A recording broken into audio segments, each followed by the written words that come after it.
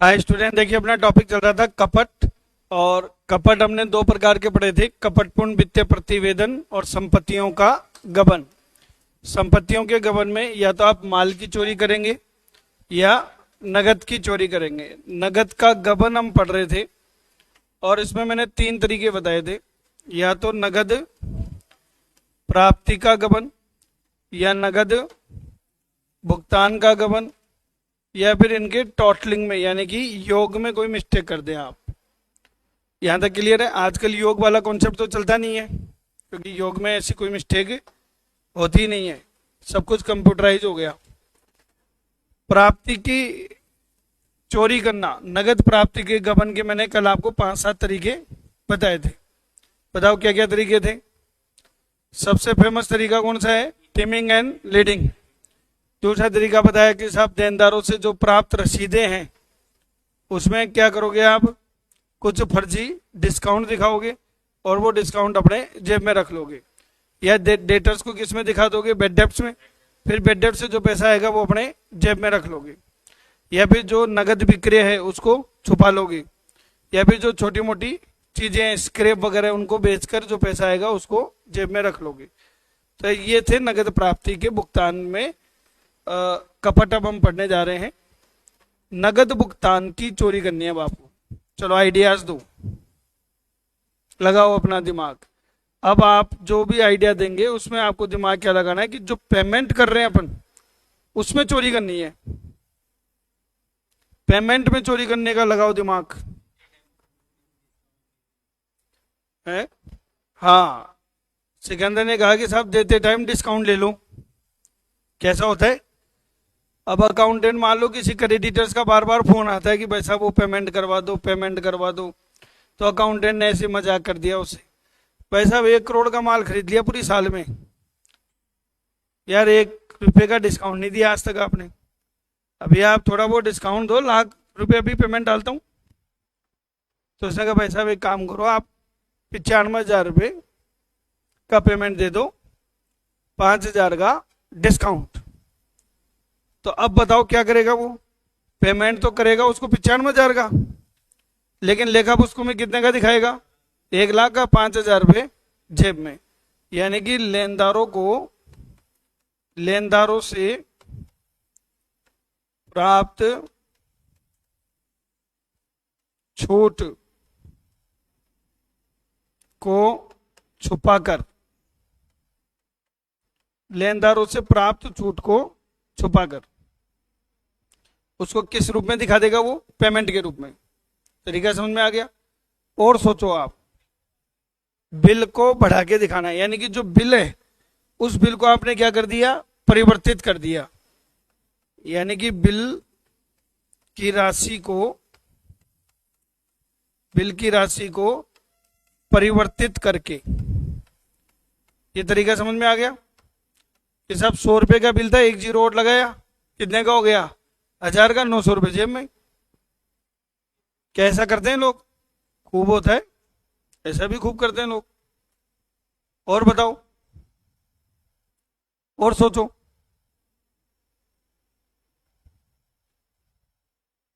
लगाओ दिमाग। इसमें पढ़ाना क्या है? चोरी करना ही तो है। चोरी करने में इतना सोच रहे हो तो चोरी करोगे कैसे? है? बोलो बोलो। नहीं नहीं, देखो आपको मैं बता देता हूं, अगर कोई गरीब है तो वो अपने कर्मों से है, पैसा वाला बनना है तो बुद्धि लगानी पड़ेगी। पोस्ट तो मैं आपको ऐसे बता दूं कि साहब आयकर अधिकारी कुछ नहीं कमा पा रहा और उसके अंडर वाले लोग छाप रहे। कला आनी चाहिए, कलाकारी है। अब किसी में नहीं है और किसी में है। आप बन गए जूनियर अकाउंटेंट, आप में बुद्धि नहीं है, और आपके अंडर में जो कलर काम कर रहे हैं उसमें बुद्धि है, वो कमा रहा है, आप देख रहे हो खाली। लगाओ दिमाग, लगाओ। सिखाएगा कौन? चोरी करना सिखाएगा क्या? एक मात्र टीचर हूं जो चोरी करना सिखा रहा हूं, बताओ, वो भी कैमरे के सामने।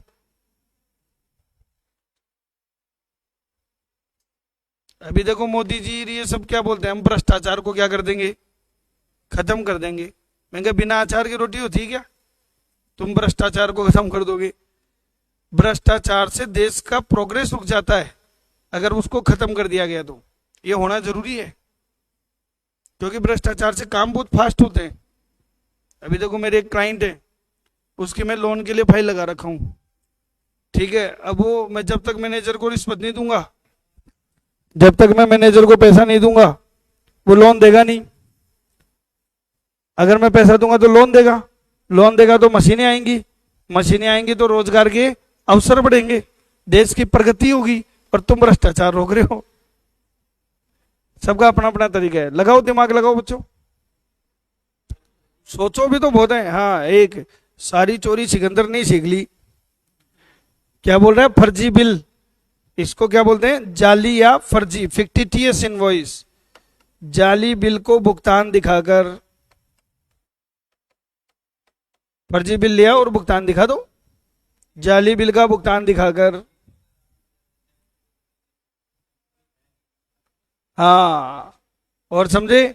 एक और तरीका, राम, श्याम और घनश्याम, ये 3 नाम आपने अपने यहां सैलरी शीट में लिख दिए कि साहब ये हमारे एम्प्लॉई हैं, हम इनको क्या देंगे? सैलरी। जबकि वो एम्प्लॉई थे ही नहीं, वो कर्मचारी थे ही नहीं। ऐसा होता है क्या? सब बड़ी बड़ी कंपनियों में होता है ऐसा। हजारों एम्प्लॉई हैं, कौन को ध्यान देता है कौन आया कौन गया कौन नहीं है? डम्मी वर्कर, इसको अपन क्या नाम देते हैं? Dummy worker. डम्मी वर्कर समझ गए ना? मतलब जो एक्चुअल में आते नहीं है, सिर्फ नाम लिखे हुए हैं। डम्मी वर्कर को भुगतान दिखाकर, डम्मी वर्कर को भुगतान करके। ये सब चीजें किस में आती हैं बताओ? कैश पेमेंट में। तो मेरे हिसाब से आपको नगद की चोरी सीख गए। अब हम जो कपट पढ़ रहे थे, कपट के मैंने 2 पार्ट बताए थे आपको। एक तो कपटपूर्ण वित्तीय प्रतिवेदन और एक संपत्तियों का गबन। बताओ कपटपूर्ण वित्तीय प्रतिवेदन कितने तरीके से किया जाता है?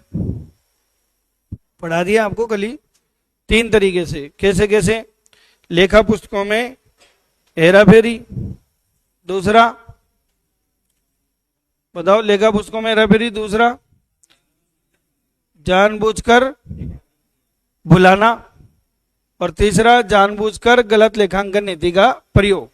ऐसे ही आपसे पूछा जा सकता है कि संपत्तियों का गबन कैसे करें? संपत्तियों का गबन कैसे करें? तो संपत्तियों का गबन करने के भी कितने तरीके हैं? 4। ये 4 तरीके से आप संपत्तियों का गबन कर सकते हो। सबसे पहला तो है चोरी। सबसे पहला काम क्या हो गया? चोरी करना। समझ गए? यानी कि संपत्ति को उठा के ही ले गए आप, चोरी कर ली। इसको क्या कहते हैं? Stealing the assets. अच्छा ये बताओ, चोरी मूर्त संपत्ति की होगी कि अमूर्त की? हाँ, अक्सर यही कहेंगे, लेकिन ऐसा नहीं है, अमूर्त की भी चोरी होती है। लोग इतनी मेहनत करके मूवी बनाते हैं, दूसरे दिन यूट्यूब पे आ जाती है। तो चोरी नहीं हुई क्या ये? कॉपीराइट करना, पायरेटेड करना। टेलीग्राम पे एक बच्चे के पास में मैसेज आया कि सर्जन की क्लासेस 1000 रुपये में चाहिए तो हमसे संपर्क करें। डीएम और लिखते हैं, DM, direct message to us. समझ लो? तो सब कहीं हमारे बेल विसर भी है। एक बच्चे ने कहा सर ऐसे ऐसे मैसेज आ रहे हैं। ऐसा मैसेज आ रहा है? तो साहब हमें मालूम चला ये बात लगभग 6 महीने पहले की है, 6-7 महीने पहले की। तो हमने देखा तो वाकई में, मैं गए फिर कहीं गए पे इतने इतने रुपए ले रहे हैं हमसे। हमने तुरंत ही ऐप को क्या किया? चेंज किया। वो ऐप को ही चेंज कर दिया। देखा ना आपने भी, पहले ऐप दूसरा था, अभी ऐप दूसरा है। यहाँ पे साइबर सेल है थाना, उसमें रिपोर्ट दर्ज कराई। अभी हमारे यहाँ पर अगर कोई चोरी होगी तो गोपालपुरा थाने के सर्विलेंस में, वहां भी मान लेना आप। ये तो तब है जब मनीष सर के जीजाजी, इनके सारे घर वाले सब कोई आईएएस आईपीएस ऑफिसर हैं, तब कहानी है ये तो आप सोचो, चोरी तो होती है और लोग तब भी कर रहे हैं। अब कैसे कर रहे हैं मालूम नहीं, कैसे सेंधमारी कर लेते हैं, क्या कर देते हैं, हमें तो समझ में ही नहीं आती है। लोग तो खेल रहे हैं गेम, 1000-1000 रुपये में तो बेच रहे हैं, बेच रहे तो बेच रहे हैं साहब। और एक बार तो मैं ही टेलीग्राम पे एक बच्चे के संपर्क में आ गया। मैं कहा सर मुझे चाहिए, तो बोला अभी फिलहाल स्प्रिंग बोर्ड के उपलब्ध हैं। मैं कहा दे दे, पूरी क्लास, मैंने कहा डेमो भेज पहले, पूरी क्लास स्प्रिंग बोर्ड की उसके पास अवेलेबल थी। बताओ क्या बोल रहे हो?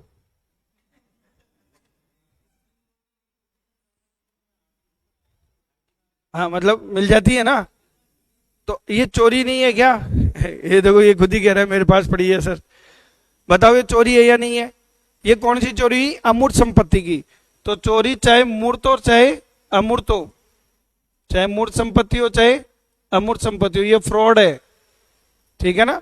तो संपत्तियों का गबन करने का एक तरीका है चोरी करना। दूसरा तरीका है बच्चों देनदारों से, देनदारों से प्राप्ति, देनदारों से प्राप्ति का गबन, जो आप मेरे से नगद के गबन में समझ चुके हैं कि जो देनदारों से पैसे आ जाएं उसका क्या कर लो, गबन कर लो, डिस्काउंट डिस्काउंट दिखा के अकाउंट को क्या कर दो, बराबर। दो तरीके समझ गए। अच्छा तीसरा तरीका मैं आपको बताता हूं, मैंने ये चीज मेरे साले साहब से भी सीखी। मेरे साले साहब क्या है, बिल्डर है, तो उन्होंने एक हॉस्पिटल का निर्माण किया था, पूरा हॉस्पिटल का ठेका ले लिया था। जब वो, अब तो वो फिर भी क्या है ज्यादा हाय दाय नहीं करते, आपकी उम्र में थे तब जोशीले थे, अब पूरा हॉस्पिटल बना देंगे साहब। डॉक्टर साहब से ठेका ले लिया कि चलो ये बना दो आप हॉस्पिटल। अब वहां पे ये था भाई माल मटेरियल जो भी आएगा उसका पैसा लेंगे। तो वो बजरी का ट्रक आता, ईंट का ट्रक आता, साइट पे जाता। साइट पे कौन मिलता? साइट पे डॉक्टर तो बैठे नहीं मिलेगा, वहां वो चौकीदार रहते थे। तो वो जो ही वो बजरी रोड़ी ईंट इनका ट्रक खाली करते तो बिल लेके जाते थे माल का कि भाई ये माल आया आपका साइन करो, तो चौकीदार के साइन होते थे। फिर वो बिल लेके वो किसके पास जाते? डॉक्टर साहब के पास कि साहब ये 2 ट्रक बजरी के रखवाए हैं, 1 ट्रक ईंट का रखवाया है और ये पेमेंट करवा दो। डॉक्टर साहब खाली एक चीज देखते थे कि बिल है, चौकीदार के साइन है, पेमेंट दे दो। तो मेरे साले साहब की एक बात समझ में आ गई कि चौकीदार के हस्ताक्षर में वो पावर है जो पीएम के हस्ताक्षर में भी नहीं है। तो मेरे साले साहब ने चौकीदार को कहा कि यार तू तो बहुत कीमती आदमी है, तेरे साइन से तो लाखों रुपए का पेमेंट इधर आ जाता है, तो यार एक काम किया कर, बिल पे साइन कर दिया अगर और मेरे से भी सैलरी ले लिया अगर। तो बोला साहब मैं तो वैसे ही कर रहा हूँ साइन, सैलरी क्यों दे रहे हो? बोला अभी तो तू तब कर रहा है जब माल आ रहा है, अब खाली बिल आएगा माल नहीं आएगा, और तू साइन कर। और साहब नहीं नहीं ये तो चोरी है, मैं मर जाऊंगा। अरे बोला बिहारी, तू बिहार से आया हुआ, तू मर जाएगा और मैं यहाँ का लोकल। फ्रॉड तू थोड़ी कर रहा है, फ्रॉड तो मैं कर रहा हूं।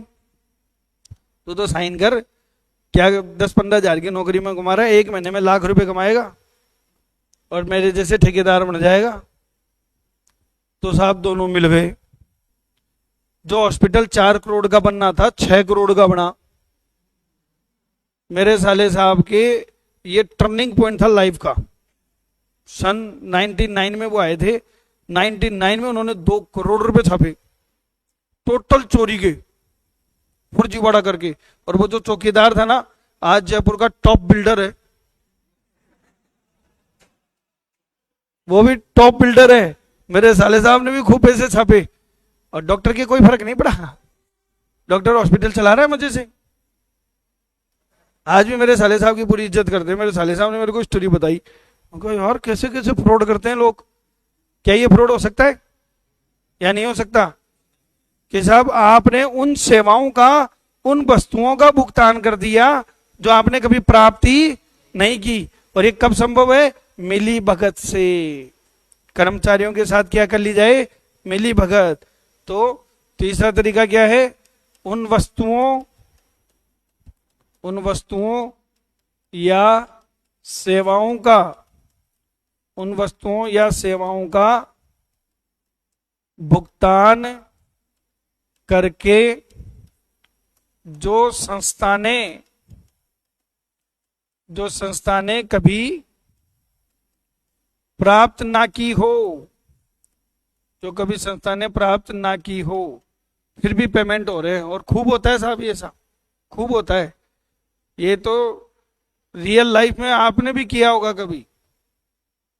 ठीक है, आप भी अभी भी कर रहे होंगे, घर वालों से पैसे ले आए पढ़ने के नाम से, कर रहे हो कुछ और। नहीं तो ऐसे थोड़ी तानसेन बिकता है। और किसी के पापा तानसेन के लिए तो पैसे देते नहीं, फिर भी तानसेन अपना हिस्सा निकाल ही लेता है। बोले समझे कि नहीं समझे?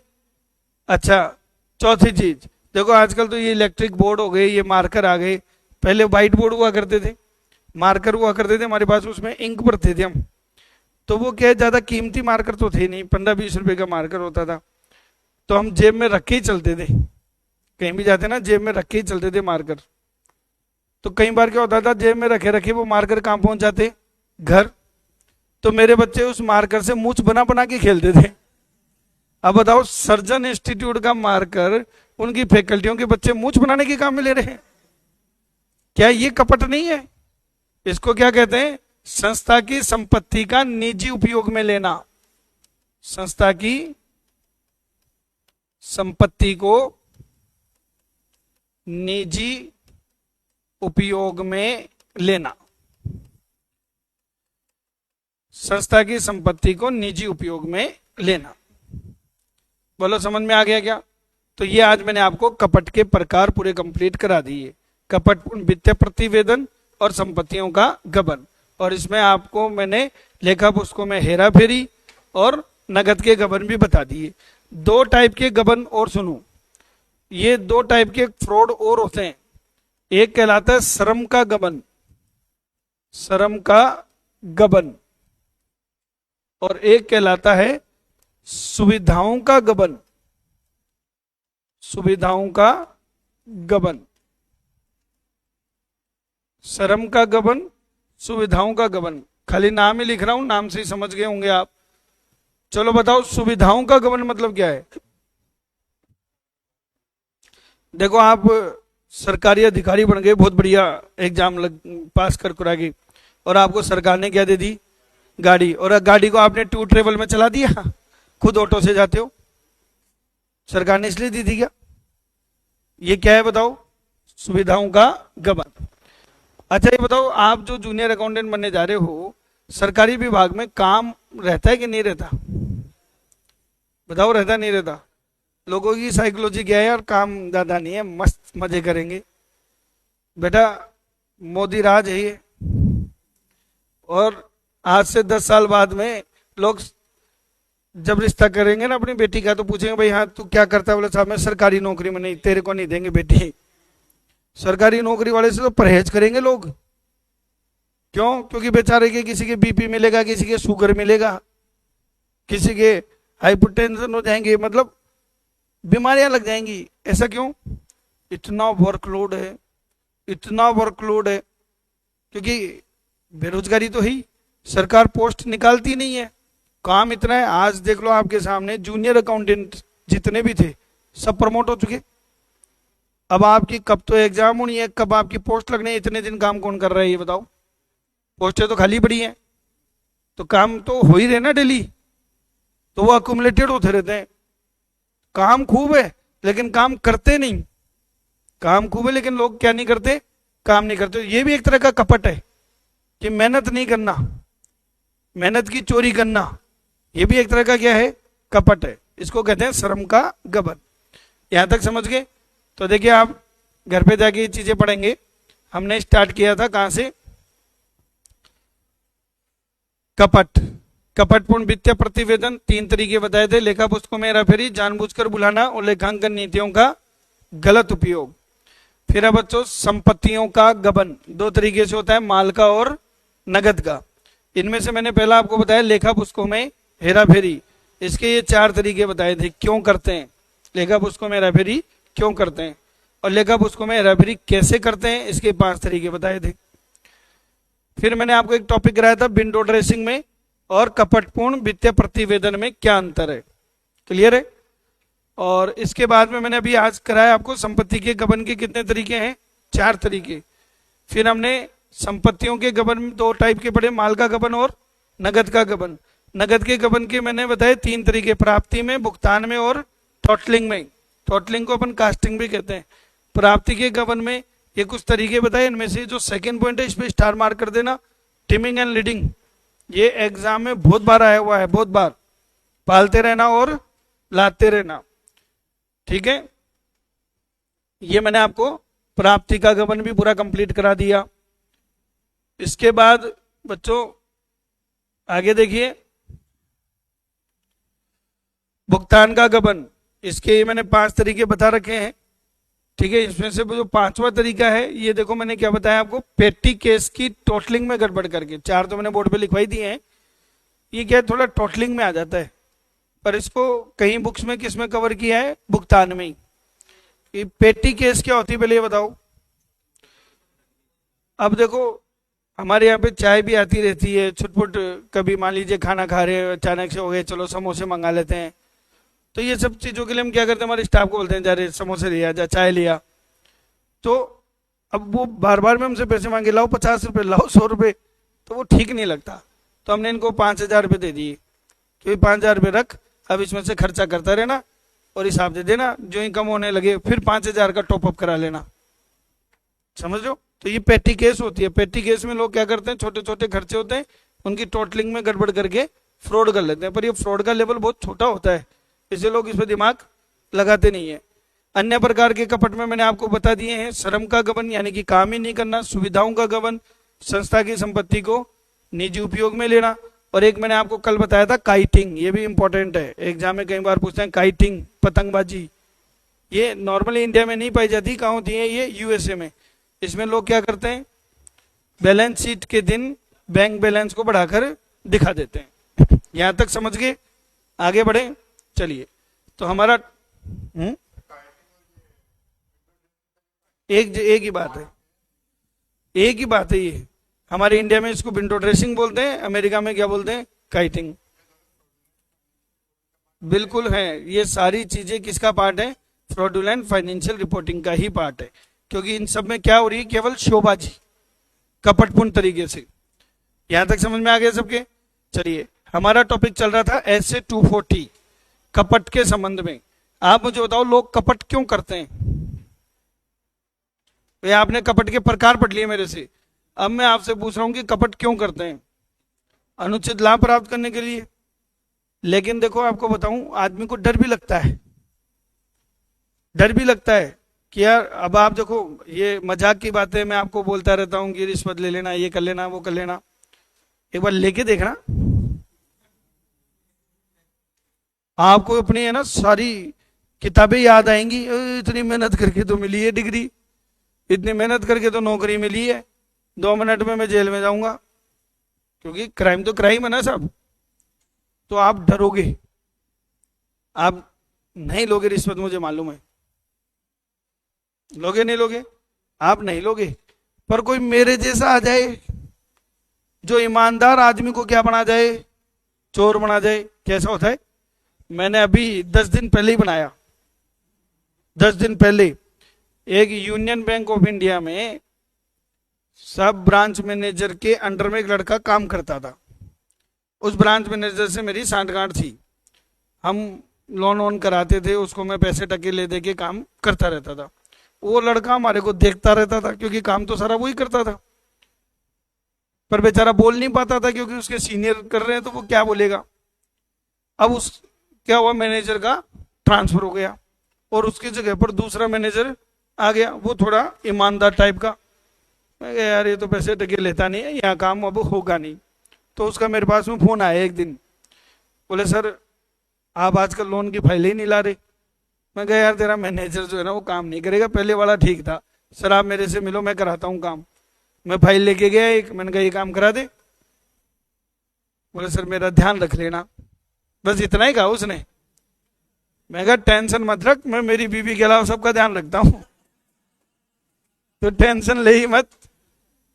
तो फाइल डन करा साहब, उसने मेरा 95 लाख रुपए का मेरी एक पार्टी का लोन पास करवा दिया। मैंने पार्टी से 2% चार्ज करे फीस के रूप में।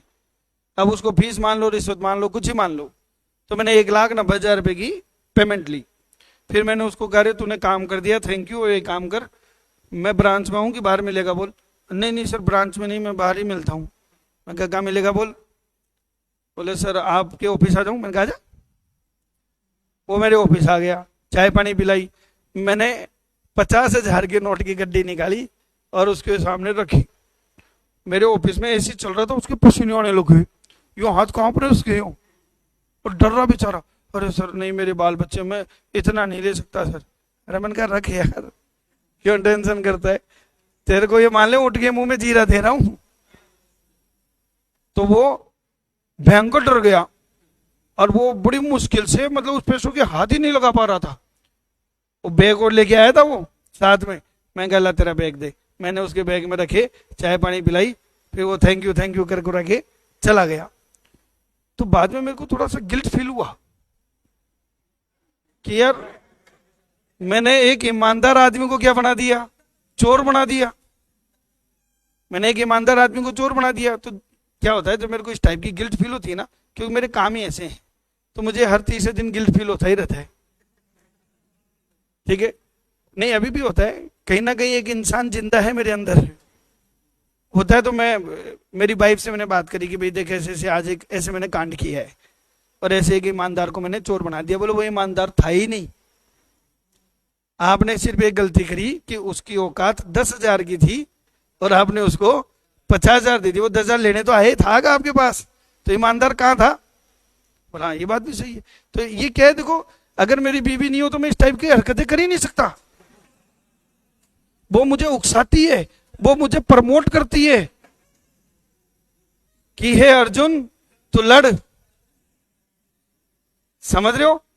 तो बताओ मैं चोर हूं या चोरी करने के लिए कोई पीछे से प्रेशराइज कर रहा है, प्रेशराइज कर रहा है। हम इसको कहते हैं फ्रॉड रिस्क फैक्टर। क्या कहते हैं, फ्रॉड रिस्क फैक्टर। कपट, कपट जोखिम घटक, कपट जोखिम घटक। समझ रहे हो। तो बताओ कपट जोखिम घटक क्या होती हैं। वे दशाएं, वे दशाएं या अवसर, अपॉर्चुनिटी यानी कि मौका, जो कपट के लिए प्रेरित करती हैं, जो कपट के लिए प्रेरित करती हैं। ऐसी कंडीशंस, ऐसी अपॉर्चुनिटीज जो आपको फ्रॉड के लिए इंड्यूस करें, जो आपको कपट करने के लिए उकसाएं कि आप फ्रॉड करो। तो ये क्या कहलाती हैं बताओ, कपट जोखिम घटक कहलाती हैं। समझ में आ रहा है क्या, सबके समझ में आ रही बात। क्या एक ऑडिटर को ये घटक पहचानने की आवश्यकता है। देखो जहां ऐसे घटक विद्यमान हैं, इसका मतलब वहां पे कपट होने की संभावना है। तो ये घटक कितने होते हैं, ऐसी कौन कौन सी दशाएं हैं। तो बच्चों कुल मिला के 3 दशाएं होती हैं। कपट जोखिम घटक 3 होते हैं। पहला बच्चों आपका है दबाव, दबाव। समझ में आ रहा है, या प्रोत्साहन। दबाव या प्रोत्साहन, प्रेशर और इंसेंटिव, प्रेशर और इंसेंटिव। इसको समझेंगे आप, बताओ समझेंगे कैसे, बताओ कैसे। देखो लोग जरूरी नहीं है हमेशा चोर हो, कई बार दबाव में आके क्या करते हैं, चोरी करते हैं, प्रेशराइज होगी। मैं आपको ये भी घटना सुनाई देता हूं। मेरी मौसी जी की लड़की है, सब सीए कर रही थी, सीए फाइनल में आई। फिर मेरी मौसी जी ने कहा कि पता नहीं कब तक सीए बनेगी, क्या है, मैं तो इसके हाथ पीले कर देती हूँ, अपनी तो रेस्पॉन्सिबिलिटी खत्म हो। आजकल के माँ बाप को ऐसा भी लगता है कि अपन तो अपनी रेस्पॉन्सिबिलिटी पूरी करें। तो साहब उसकी शादी कर दी। अब किस्मत मान लो, कोइंसिडेंस मान लो कि उसकी जो शादी हुई वो जयपुर में हुई। उसके जो हस्बैंड है वो मेरे पहले से मित्र थे, तो वो मेरे घर आना जाना भी, अब तो कंवर साहब हो गए हमारे, घर भी आते जाते थे। तो मैं उसको हमेशा बोलता कि तू इतनी टैलेंटेड लड़की है, सीए फाइनल में आके तूने पढ़ाई छोड़ दी, घर गृहस्थी में लग गई, तेरे को अंदर से फीलिंग नहीं आती? बोले क्या करूं भाई, शादी हो गई अब क्या करूं? मैं कहा देख तेरा आदमी ये बैठा, तू बोल इससे कहलवा दूं, ये तेरे को पढ़ने की इजाजत देगा? तो वो मेरे को क्या बोलते हैं कंवर साहब, अरे भैया मैं तो इनको कितनी बार बोल चुका कि पढ़ो पढ़ो, ये खुद ही नहीं पढ़ना चाहती। तो उसके अंदर से आवाज आएगी मुझे पढ़ना चाहिए, समझो। तो उन दिनों में जेबीवीएनएल की क्या आई हुई थी, जूनियर अकाउंटेंट की वैकेंसी। मैं कहा चल बैठ क्लास में। तो हमने पढ़ाया, अच्छा लड़की इंटेलिजेंट थी, पहली बार में क्या हो गई, सेलेक्ट हो गई और जेबीवीएनएल में नौकरी लग गई। अब क्या हुआ साहब, जब नौकरी लगी ना वहां पे, तो 2-1 महीने बाद में उसके पास में लिफाफा आया। ये क्या है? बोले ये रख ले, बोले ये रख ले। बोले नहीं नहीं मैं ये सब नहीं करती, ये मैं। बोले देख सिंगम मत बन, नहीं पूरी संस्था का माहौल तो क्या कर देगी, खराब कर देगी। अब बताओ, आपका सीनियर अगर आपको लिफाफा देगा कि रख रख, अब आप नहीं रखे तो मरे और रखे तो मरे। आप चोर नहीं थे, आप दबाव में आ गए, इससे चोरी करी। कहानी समझ में आ रही है? अब इसका वित्तीय विवरण से कनेक्शन जोड़ो। लोग फाइनेंशियल स्टेटमेंट में चोरी क्यों करेंगे? मैं आपको बताता हूं। मुझे बैंक से लोन लेना है, बैंक वाले क्या है, बड़े मूर्ख आदमी है, कागजों पे ज्यादा विश्वास करते हैं, आदमी पे नहीं करते। कागजों पे वो कहते हैं साहब आपकी बिक्री कितनी हुई, तो जो बिक्री होती ना टर्नओवर, उसका 25% से ज्यादा वो लिमिट नहीं देती। मान लो मेरी अगर 2 करोड़ की सेल होती तो मुझे कितने का लोन दे देंगे वो, 50 लाख का, पर मुझे तो 1 करोड़ चाहिए, तो क्या करूं भाई, मुझे तो 1 करोड़ रुपए चाहिए बैंक से, क्या करूं, बिक्री बढ़ा दूंगा। अच्छा मैंने लूटा किसी को नहीं है इसमें, बैंक से अगर कर्जा ले रहा हूं प्रॉपर्टी रख के ले रहा हूं, कोई पैसा लेके भाग थोड़ी रहा हूं, मैं नीरव मोदी थोड़ी हूं, लूटा किसी को नहीं है। पर फिर भी मैंने लेखा पुस्तकों में क्या करी, हेरा फेरी क्यों करी, ताकि लोन ले लूं। मैं कोई चोर नहीं था, पर दबाव में आके मैं चोरी कर रहा हूं। बोलो समझे कि नहीं समझे? और ऐसे ही आपको जब फ्रॉड करोगे तो कुछ तो फायदे मिलते ही हैं, उन फायदों के चक्कर में लोग चोरी करना क्या कर देते हैं, शुरू कर देते हैं। पहला फैक्टर समझ में आ गया। दूसरा फैक्टर है बच्चों अवसर, अपॉर्चुनिटी। अपॉर्चुनिटी ये तो मेरे हिसाब से नाम से ही समझ गए होंगे कि जहां मौका मिलेगा वहां चौका मार देंगे आप। आपको अगर मौके नहीं मिले, अभी जैसे कई लोग कहते हैं साहब मैं बहुत ईमानदार हूं, कहते नहीं कहते? जैसे बच्ची, बताओ आप ईमानदार हो या मेरे जैसे चोर हो? ईमानदार। देखो कितने प्राउडली कह रही मैं ईमानदार हूं। अरे तो बेटा तू कर भी क्या सकती है, नहीं समझे भाई? आदमी जो ये कह रहा है ना मैं ईमानदार हूं, तो तेरे पास मौका क्या है चोरी करने का, वो बता देला। मैं तो तब मानू जब तू आईएएस ऑफिसर, आईआरएस ऑफिसर बन जा, इनकम टैक्स ऑफिसर बन जा, और वहां लोग आए रिश्वत देने और तू वहां दिखा अपने आप को सिंघम, तब मानू ईमानदार है। समझ लो, तुम्हारे पास मौका ही नहीं है। जब मौका ही नहीं है तो चोरी करोगे कैसे?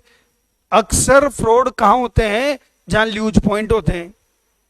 अगर किसी के सिस्टम कमजोर हैं तो बताओ उस संस्था में चोरी होगी नहीं होगी? बताओ होगी नहीं होगी? मैं ऐसे कई इंस्टीट्यूट बता दूं जिनके मालिकों को हिसाब किताब नहीं आता, या जयपुर गई जिनको हिसाब किताब आता ही नहीं है और उनके स्टाफ ही मजे ले रहे हैं। और ये तो आप लोगों ने फील किया होगा, कई जगह ऐसा चलता है कि हाँ अपने स्टाफ से मामला सेट किया, बिठा दिया। होता है नहीं होता? जब हिसाब, जहां सिस्टम कमजोर है वहां सामने वाला क्या करेगा, मौके का फायदा उठाएगा। तो ये हो गया अवसर। और तीसरा जो बच्चा जो है उसको हम कहते हैं एटीट्यूड। एटीट्यूड या क्या कहते हैं, रेशनलाइजेशन। रेशनलाइजेशन हिंदी में कहते हैं इसको व्यवहार। व्यवहार एक पुरानी कहावत है बच्चों, चोर चोरी से जाए लेकिन हेरा फेरी से ना जाए। कई लोगों का एटीट्यूड ही ऐसा होता है, चोरी तो करेंगे। तो जब किसी का एटीट्यूड ही ऐसा है, जैसे मेरे कई क्लाइंट ऐसे हैं इनकम टैक्स की चोरी करते ही करते हैं, मैं उनको सलाह देता हूं कि सर थोड़ा टैक्स भरा करो, बोले कितना ही भर लो सर, ये तो फिर भी लोग परेशान करेंगे। डिपार्टमेंट वाले तो फिर भी क्या करेंगे, परेशान करेंगे, कितनी ईमानदारी से काम कर लो। और बात तो उनकी सही भी है, क्योंकि जो जितना ईमानदारी से काम करता है ना वो यहाँ पे उतना ज्यादा परेशान होता है।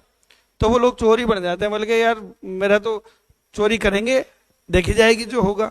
तो ये एटीट्यूड होता है लोगों का, व्यवहार। तो ये 3 फैक्टर हो गए, जिसको क्या कहते हैं अपन, कपट जोखिम घटक। तो देखो नेक्स्ट टॉपिक आपके नोट्स में है कपट जोखिम घटक। फ्रॉड रिस्क फैक्टर से तात्पर्य उन घटनाओं से, उन दशाओं से है जो कपट के लिए उकसाते हैं या कपट का आपको अवसर प्रदान करते हैं, मौका देते हैं। ये 3 प्रकार के होते हैं। एक तो इंसेंटिव प्रेशर, जैसे मैनेजमेंट अपने कर्मचारियों को टारगेट देते हैं कि आज की डेट में तेरे को 3 इंश्योरेंस पॉलिसी बेचनी है। अरे कहाँ से बेच दूं? तो वो फर्जी रिपोर्ट बनाता है, हाँ साहब मैंने 10 जगह कॉल करी, ये हुआ वो हुआ, समझो। तो वो सब फ्रॉड करना शुरू कर देते हैं, क्योंकि टारगेट ही उनके इतने हाई है। ऐसे ही मौका, आप बताओ अगर लेन देन मेरे को सर्जन इंस्टीट्यूट में प्रॉफिट सेट करना है, तो मैंने कल आपको बताया था कि हम सैलरी दिखाते हैं किसके नाम से। अब बताओ बीबी के नाम से सैलरी क्यों दिखा पाते हैं? क्योंकि रिलेटेड पार्टी है, वो हमें सपोर्ट कर देंगे, तो हम इजीली ट्रांजेक्शन को डन कर देंगे। और एक होता है एटीट्यूड या रेशनलाइजेशन, जैसे प्रबंधकों का इतिहास कि साहब आप उनकी हिस्ट्री निकाल के देखना, चोर थे, चोर हैं और चोर रहेंगे, चाहे कुछ ही कर लो। जैसे हमारे जो मिलिट्रियंस हैं उनको सिखाया जाता है ट्रेनिंग के टाइम कि पाकिस्तानियों पे विश्वास मत करना, युद्ध जीतने के बाद पलट के वापस क्या करेंगे, ये बार करेंगे। एक बार भागते हुए जाएंगे कि हाँ भाग गए, युद्ध छोड़ के भाग गए, फिर वापस आके अटैक कर देते हैं। तो ये उनकी आदत है, धोखा देने की उनकी क्या है, फितरत है। तो आप किसी का इतिहास उठा के देखोगे, जो चोर है वो हमेशा ही क्या रहेगा, चोर रहेगा। बोलो फ्रॉड रिस्क फैक्टर समझ में आ गया। अब आपको नेक्स्ट टॉपिक जो इंपॉर्टेंट टॉपिक है इसको समझना, कपट के संबंध में अंकेक्षक का दायित्व। कपट के संबंध में अंकेक्षक का दायित्व। कपट को लेकर ऑडिटर की क्या रेस्पॉन्सिबिलिटी है? अब मैं आपसे पूछता जाऊंगा और आप मुझे बताते जाना, ठीक है? अगर आपने मेरे क्वेश्चन के आंसर दे दिए तो टॉपिक समझ में आ गया। चलो सबसे पहले बताओ, कपट को खोजने और रोकने के लिए उत्तरदायी व्यक्ति कौन है? कपट को खोजने या रोकने के लिए उत्तरदायी व्यक्ति कौन है? बताओ बच्चों। अंकेक्षक, प्रबंधक, दोनों में से बताओ कौन? हम नहीं है, क्योंकि ये मेरा प्राथमिक दायित्व नहीं है, ये मेरा सेकेंडरी ऑब्जेक्ट है।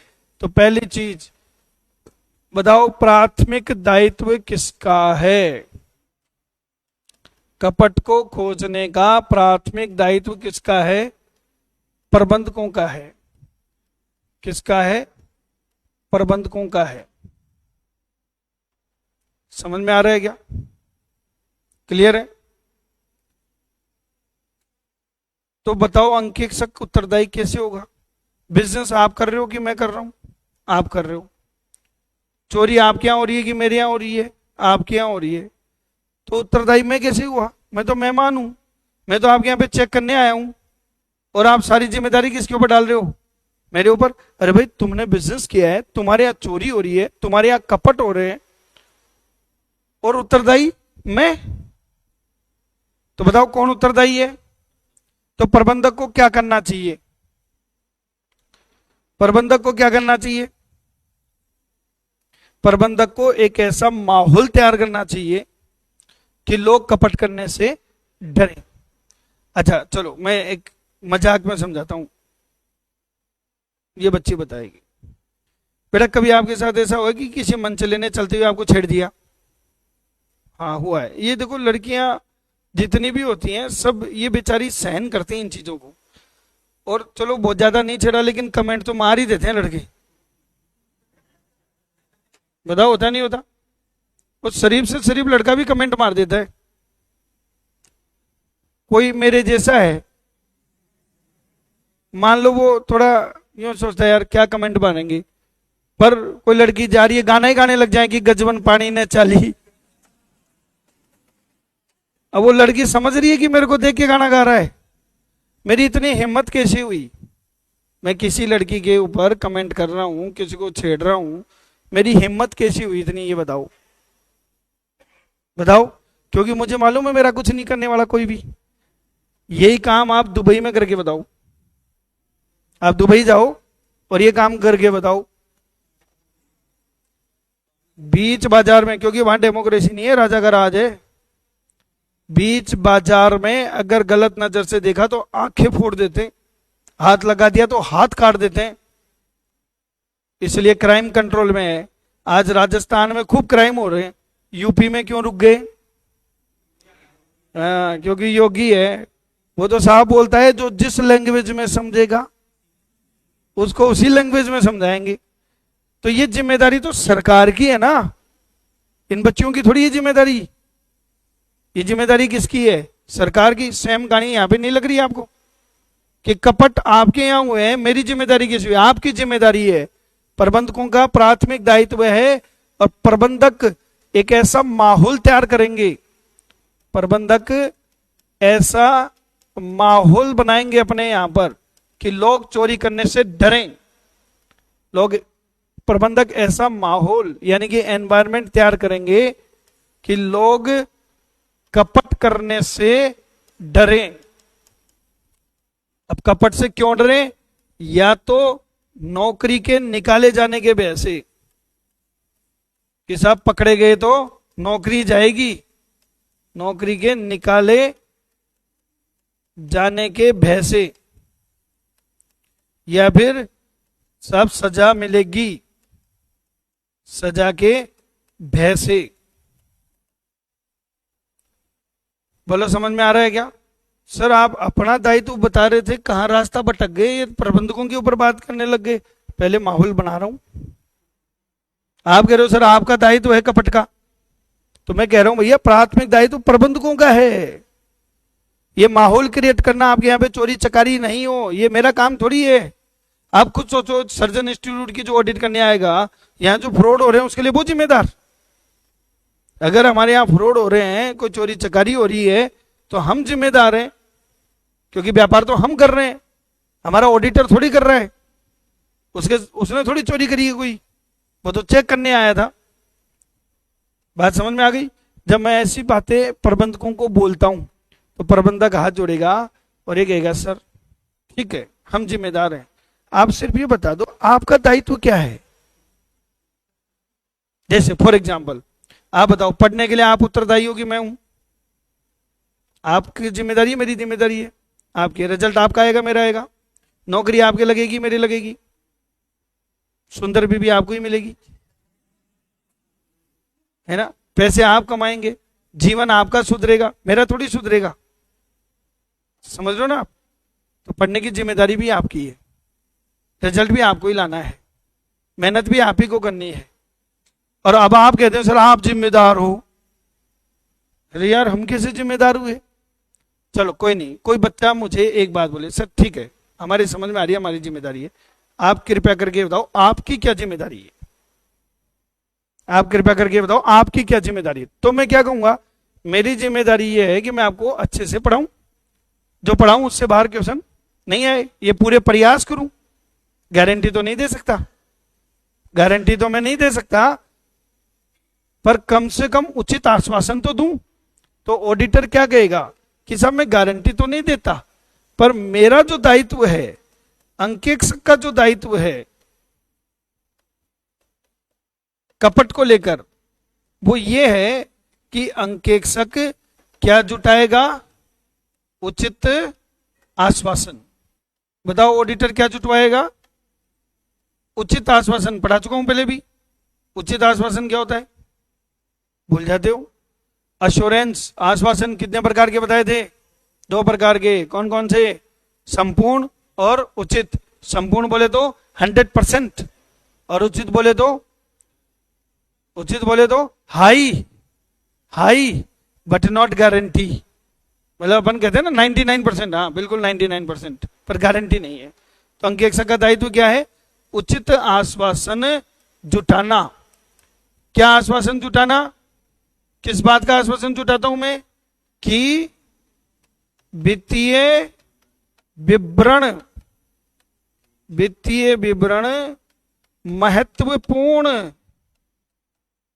मिथ्या वर्णन से मुक्त हैं। कि वित्तीय विवरण महत्वपूर्ण मिथ्या वर्णन से क्या है? मुक्त है। इस बात का उचित आश्वासन जुटाना। तो ऑडिटर प्रबंधकों को ये कह रहा है कि साहब मेरा ये दायित्व है कि मैं आपके यहां पर क्या जुटाऊंगा? रीजनेबल अश्योरेंस कि फाइनेंशियल स्टेटमेंट में किसी तरह की कोई मटेरियल मिस स्टेटमेंट नहीं है, ना कोई फ्रॉड है, ना कोई कपट है और ना कोई एरर है।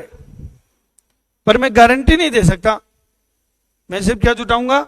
उचित आश्वासन। तो तुरंत प्रबंधक क्या कहेगा? गारंटी क्यों नहीं दे सकते?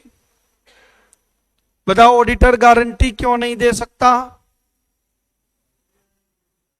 क्या बोल रहे हो बेटा? इनहेरेंट लिमिटेशन होती है। किसकी? बताओ। देखो अगर कोई पेशेंट है बहुत सीरियस है, डॉक्टर को अपने हुनर पे पूरा कॉन्फिडेंस है, पूरा कॉन्फिडेंस है, डॉक्टर को मालूम है कि मैं इसको बचा लूंगा, डॉक्टर को मालूम है अच्छे से कि मैं इसको बचा लूंगा, लेकिन डॉक्टर क्या कहता है कि let me my best try, कि मुझे मेरी बेस्ट ट्राई करने दो। गारंटी नहीं देता है वो, क्योंकि सांसें उसके हाथ में नहीं है, सांस उसके हाथ में थोड़ी है। समझे नहीं समझे? अब हमें पूरा कॉन्फिडेंस है हमारे ऊपर कि मेरे पढ़ाया उसे पानी आएगा, आप लिखवा के ले लो मेरे से, मैं लिखवा के देने को तैयार हूं। तो सर बोला फिर गारंटेड बेच ही चला दो, एक फीस डबल कर दो। मैं आज की डेट में अगर एक फीस का ब्रैकेट रख दूं कि 1 लाख रुपए फीस है, लेकिन गारंटेड है सिलेक्शन, नहीं हो तो पूरी की पूरी फीस वापस, क्या बेच बन जाएगा मेरा? 100% बन जाएगा। ठीक है 200-250 नहीं आएंगे पर 20 बच्चे तो आएंगे, 20 आ गए तो 20 लाख रुपए आ गए। आप समझ रहे हो ना? फिर भी हम गारंटी नहीं देते, और जबकि कॉन्फिडेंस हम सबको है कि हम आराम से ये चीजें निकाल देंगे।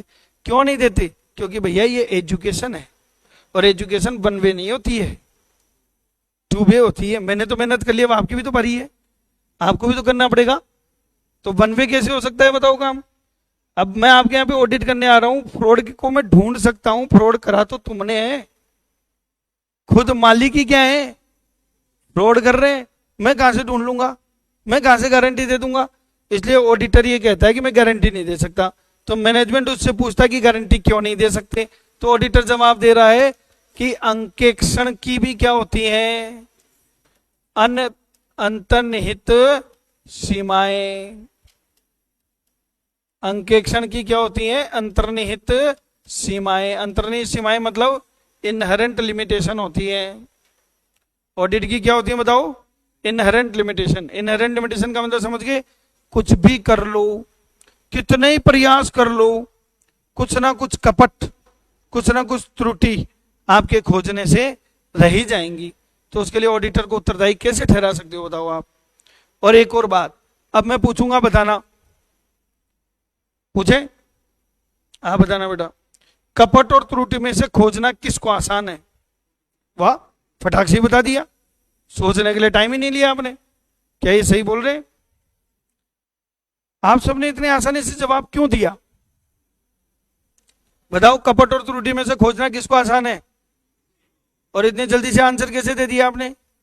क्योंकि सर त्रुटि तो अनजाने में होती है, और फ्रॉड और जानबूझकर जो कर रहा है कई तरह की टेक्निक यूज करेगा, मिलीभगत करेगा, जालसाजी करेगा और उसको छुपाएगा।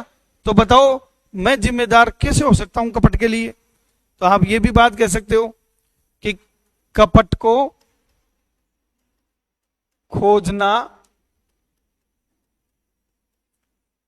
त्रुटि की तुलना में क्या है? त्रुटि की तुलना में कठिन है। कि सब कपट खोजना थोड़ा सा मुश्किल है, किसके कंपेयर में? एरर के कंपेयर में, क्योंकि इसमें मिली भगत होती है, जालसाजी होती है, कई तरह की तकनीक यूज की जाती है, फ्रॉड करने वाले ट्रेंड आदमी होते हैं, और हम लोग फ्रॉड के लिए ट्रेनिंग लेते नहीं है। अच्छा, एक और क्वेश्चन पूछते हैं, बताएंगे बेटा आप? एक तो होता है प्रबंधक कपट, मैनेजमेंट फ्रॉड, और एक होता है कर्मचारी कपट, एम्प्लॉय फ्रॉड। किससे ढूंढ पाना आसान है? मेरा क्वेश्चन समझ गए क्या? मैनेजमेंट फ्रॉड और एम्प्लॉय फ्रॉड में से किसको ढूंढ पाना आसान है? अब आप सबने जो आंसर दिया है वो बिल्कुल सही है, पर आपने दे कैसे दिया आंसर, आप बताओ। देखो, कर्मचारी जो होते हैं उनके पास इतनी अपॉर्चुनिटी नहीं होती कि वो सिस्टम को ही चेंज कर दें, लेकिन प्रबंधक तो खुद ही सिस्टम बढ़ाते हैं और खुद ही धज्जियां उड़ाते हैं, इसलिए उनकी चोरी पकड़ना मुश्किल है। कर्मचारियों की चोरी पकड़ना फिर भी क्या है, आसान है। तो ये बात कहेंगे कि साहब प्रबंधक खुद ही शामिल है कपट में। तो प्रबंधक कपट को खोजना कर्मचारी कपट की तुलना में क्या है, कठिन है। प्रबंधक कपट को खोजना कर्मचारी कपट की तुलना में क्या है, कठिन है। ये बात कौन कह रहा है बताओ? ये बात कौन कह रहा है? ऑडिटर। देखो, जब मैं इतनी सारी बातें बोल रहा हूं तो मैनेजमेंट हाथ जोड़ देगा, अरे यार सीए साहब ये बता दो आपकी जिम्मेदारी क्या है कपट को लेकर। अभी तक हाँ नहीं कर रहा हूं मैं कि कपट के लिए मैं उत्तरदायी हूं, मैं बैकग्राउंड ही बना रहा हूं कि साहब प्राथमिक दायित्व आपका है, माहौल आपको बनाना है, आपके यहाँ चोरी नहीं होनी चाहिए। मैं तो साहब रीजनेबल अश्योरेंस उठाता हूं, मैं गारंटी तो देता नहीं हूं साहब। मेरी तो खुद की क्या है, लिमिटेशन है। हमारे पास तो पावर भी नहीं होते, जो साक्ष्य आपने दी उसके आधार पे हम जांच पड़ताल करते हैं। और साहब फ्रॉड को कैसे ढूंढूं, एरर तो फिर भी ढूंढ दूं। और साहब आप लोगों के फ्रॉड को कैसे ढूंढूं, कर्मचारी के फ्रॉड को तो फिर भी ढूंढ दूं। तो सामने वाला कहेगा सर एक शब्द में बता दो आपका दायित्व क्या है। तो सुनो, अब अंकेक्षक का जो दायित्व है कपट के संबंध में, कपट के संबंध में, कपट के संबंध में अंकेक्षक का दायित्व, तो हमारे इंस्टीट्यूट ने एक ही बात कही है कि हमारा सिर्फ एक दायित्व है, सिर्फ एक दायित्व, और वो है एटीट्यूड मेंटेन करना। हमें क्या मेंटेन करना है? एटीट्यूड। सर कौन सा attitude? Professional scepticism, professional scepticism, पेशेवर पेशेवर संदेशपद। मैं आपको लिख के दे सकता हूं, अगर मार्केट की एक सिंगल बुक में आपको ये शब्द भी दिख जाए, मेरी गारंटी है कि प्रोफेशनल स्केप्टिज्म शब्द ही नहीं मिलेगा। चाहे मार्केट की कोई बुक उठा लाओ आप, चाहे बीकॉम की बुक उठा लाओ, चाहे कोई टीचर की गाइड ले आओ, कुछ भी ले आओ। और जूनियर अकाउंटेंट जेबीबीएनएल का जो लास्ट एग्जाम हुआ था, जो इवनिंग वाली शिफ्ट हुई थी, उसमें एक क्वेश्चन आया था प्रोफेशनल स्केप्टिज्म क्या होता है, और मैंने मॉक टेस्ट में दिया था। तो अब बताओ ये एटीट्यूड क्या है, पेशेवर संदेश पद क्या है, प्रोफेशनल स्केप्टिज्म क्या है? चलो पूछते हैं, ये बच्चे बताएगी। बेटा छोटे बच्चे देखे आपने, बहुत छोटे बच्चे देखे जो बैठ भी नहीं सकते, बेड पे ही लेटे रहते हैं। चलो अच्छी बात है, देखें आपने, उनका जो ध्यान है बच्चों का, बेड पे लेटे ऊपर देखते रहते हैं, देखा आपने? और अचानक से हंसने लग जाते हैं। हाँ सर देखा है ऐसा। वो ऐसी हरकतें क्यों करते हैं बताओ? छोटा बच्चा बेड पे लेटा हुआ ऊपर देख रहा है, पंखे को देख रहा है और फिर हंस रहा है। मालूम है क्यों करता है वो ऐसा? क्योंकि ऊपर पंखा चलता है, नीचे बेबी सोता है। उसके लिए बड़ा कौतूहल का सब्जेक्ट है ये। अरे गोल घूम रहा है, ये क्यों घूम रहा है? उसको फिर मजे आते हैं और वो हंसता है। ऐसा होता है ना। आप तो इस पंखे को देख के नहीं हंस रहे, आपके मन में तो ऐसे कोई क्वेश्चन नहीं रहे, आपके क्वेश्चन खत्म हो चुके हैं, आपको इसकी जानकारी मिल चुकी है। तो हमारा इंस्टीट्यूट कहता है बच्चे बन जाओ। क्या बन जाओ? भूल जाओ आपको सब कुछ आता है। जब आप टीचर बनोगे कोई दिन, कभी पढ़ाओगे अगर, तो मैं आज आपको एक गुर सिखाता हूं। ये ध्यान रखना, मैं 16 साल का अनुभवी हूं इस मामले में। जब भी पढ़ाओ इस चीज को भूल जाओ कि आपको सब कुछ आता है। जिस टीचर के मन में ये बहम आ गया ना, वो खत्म है। और इस बहम की वजह से साइड इफेक्ट क्या आते हैं मालूम है? कोई बच्चा उससे क्वेश्चन पूछता है तो उसको गुस्सा आता है, उसको आता है कि बेवकूफ आदमी, तेरे को इतना सा नहीं आता। तो बच्चा कहेगा सर आता ही तो मैं आपके पास क्यों आता। आपको ये समझना चाहिए कि ये बच्चे हैं और हमें भी क्या बन जाना है? बच्चे बन जाना है, क्योंकि बच्चे बनने में फायदा बहुत है। बताओ क्या फायदा अगर एक सीए बच्चा बन के ऑडिट कर रहा है तो? छोटी छोटी चीजें पूछेगा, आता होगा उसको, मालूम है कि हाँ ऐसा होता है, लेकिन पूछेगा ये एंट्री आपने ऐसे कैसे करी। क्लाइंट के सी साहब आपको एंट्री नहीं मालूम, यार भाई साहब बता दो यार। इससे क्या होगा बताओ? ज्यादा से ज्यादा क्वेश्चन पूछोगे तो क्या होगा? ज्यादा से ज्यादा क्या आएगी? इंफॉर्मेशन। ज्यादा से ज्यादा क्या मिलेगी? सूचना। जो सीखने आता है उसको ज्यादा से ज्यादा क्या करना चाहिए? पूछना चाहिए, ताकि उसको ज्यादा से ज्यादा क्या मिले? नॉलेज मिले। तो ये हमारा एक एटीट्यूड है। इस एटीट्यूड में 3 चीजें आती हैं। पहली चीज मैंने आपको समझा दी, बताओ क्या समझा दी? Questioning mind. ऑडिटर का दिमाग हमेशा कैसा होना चाहिए? प्रश्नात्मक दिमाग। प्रश्नात्मक दिमाग। ज्यादा से ज्यादा प्रश्न पूछो, ज्यादा से ज्यादा सूचना एकत्रित करो। ये एटीट्यूड आपको मेंटेन करना है। कोई भी चीज को ऐसे डायरेक्ट निगलना नहीं है, समझना है, पूछना है कि ये कैसे हो रहा है, ताकि आपको ज्यादा से ज्यादा सूचना मिल सके। फिर भी कोई कपट रह जाए तो रह जाए साहब, कोशिश तो करो। बोले ये बात समझ में आ रही है?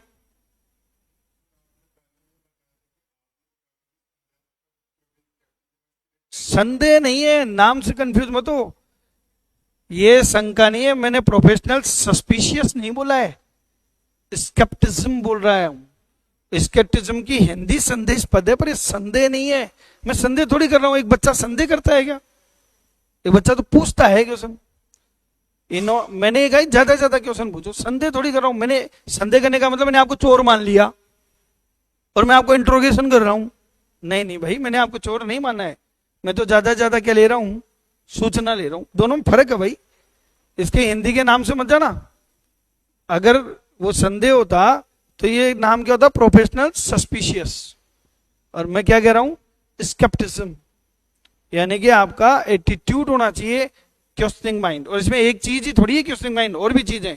अब दूसरा एटीट्यूड सुनो, need to alert. Need to alert.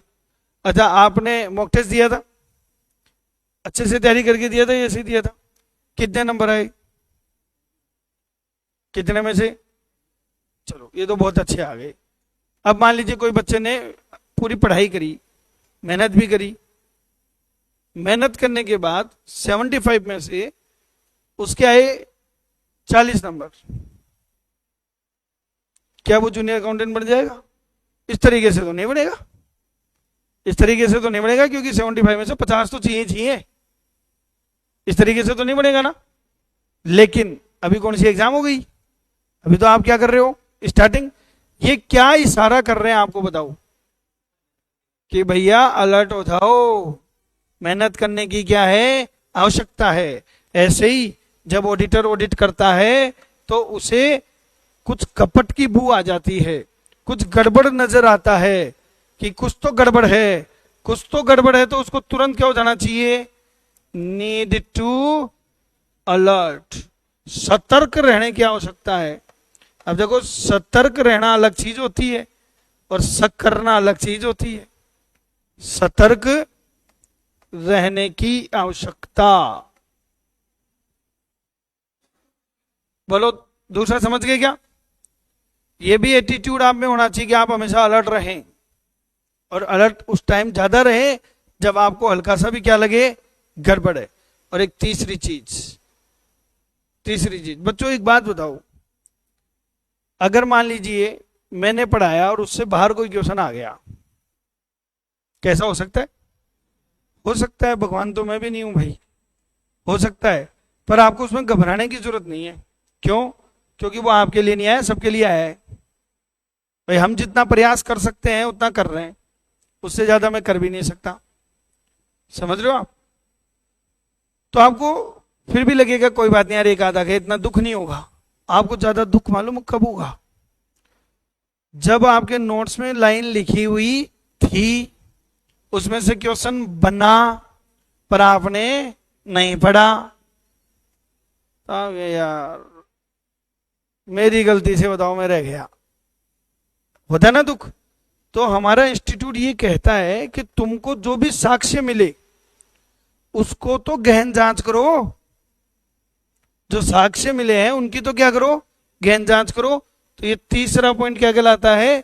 Critical examination, critical examination of audit evidence, of audit evidence, साक्ष्यों की गहन जांच, साक्ष्यों की गहन जांच।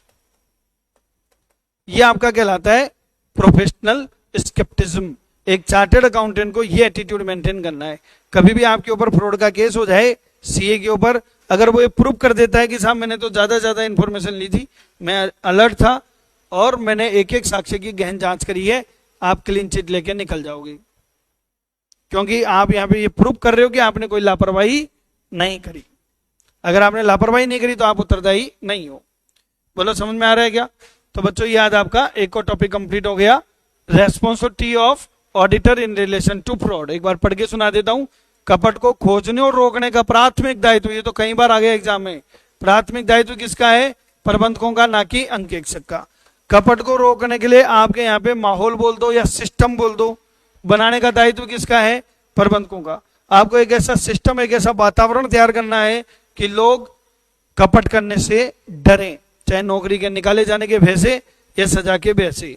ऑडिटर को केवल एक उचित आश्वासन जुटाना है कि सब वित्तीय विवरण सारवान मिथ्या वर्णन से क्या है? मुक्त है। लेकिन ऑडिट की अंतर्निहित सीमाएं हैं, आप कितना भी कर लो, कुछ भी कर लो, एक अनअवॉइडेबल रिस्क, अनअवॉइडेबल का मतलब जिसे आप अवॉइड नहीं कर सकते। आप कितने योगा कर लो, कितने व्यायाम कर लो और कितने ही मेडिसिन ले लो, जो आया है वो जाएगा। ये अनअवॉइडेबल रिस्क है।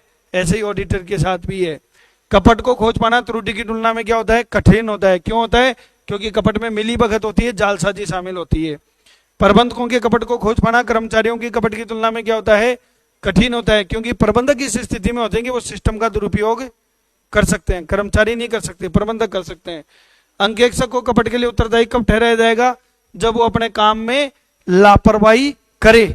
इसलिए ऑडिटर को कौन सा एटीट्यूड मेंटेन करना चाहिए? Professional scepticism. प्रोफेशनल स्केप्टिसिज्म का मतलब होता है 3 पॉइंट: प्रश्नात्मक दिमाग, सतर्क रहने की आवश्यकता और अंकेक्षण साक्ष्यों की गहन जांच। और बच्चों ये वाला टॉपिक आप मेरे से पढ़ चुके हो।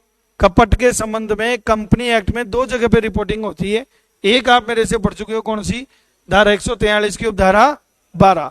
कल मैं आपको कराऊंगा कारो 2020 के क्लॉज 11 में कपट को लेकर क्या रिपोर्टिंग है। तो ऑलमोस्ट ये चैप्टर कंप्लीट सही है। कल हम नया चैप्टर शुरू कर देंगे। कौन सा? अंकेक्षण के प्रकार। क्लियर है?